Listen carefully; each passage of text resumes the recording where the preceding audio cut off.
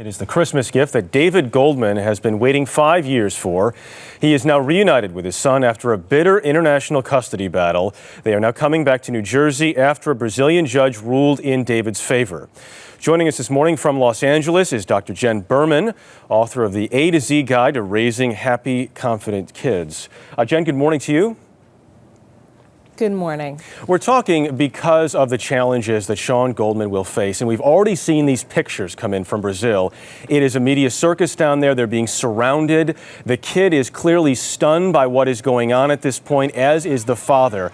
Let's talk about the challenges in the short term, in the next just hours and days. What are the biggest challenges Sean faces, and how can his family and his father help?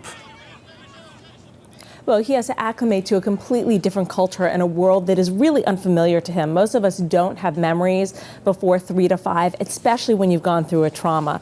But this is a child who has faced some of life's biggest traumas: a divorce, the betrayal of the trust that his mother had with him, the death of his mother, the abandonment of his father. Unbeknownst to him, his father's been fighting day and night for him. But as far as this child's concerned, he's been abandoned by his father. So this is very traumatic, not to mention the whole media circus around this. So, Jenn, what's more difficult, the short term or the long term, looking years ahead? They are both incredibly difficult, and emotionally speaking, this is a psychological Armageddon because he has had trauma after trauma, and it is very difficult when you have been betrayed so early on to form intimate, close relationships as you get older. Kids are very resilient, but this child has many challenges ahead of him. And how much more difficult does it make it that he doesn't speak the language very well right now, we're told?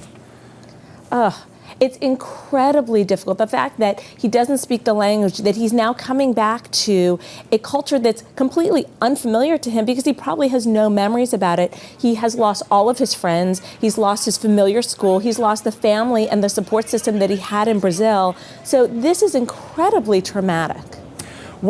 In your opinion, would the father want to try to fix this himself and kind of just shut everyone out? Or do you think he should seek help immediately and try to mend the family and that relationship?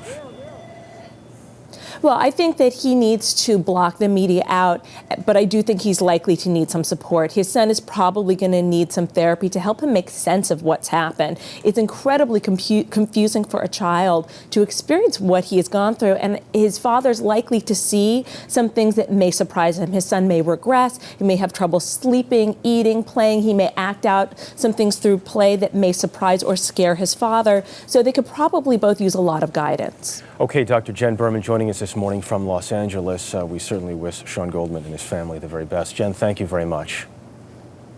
Thank you.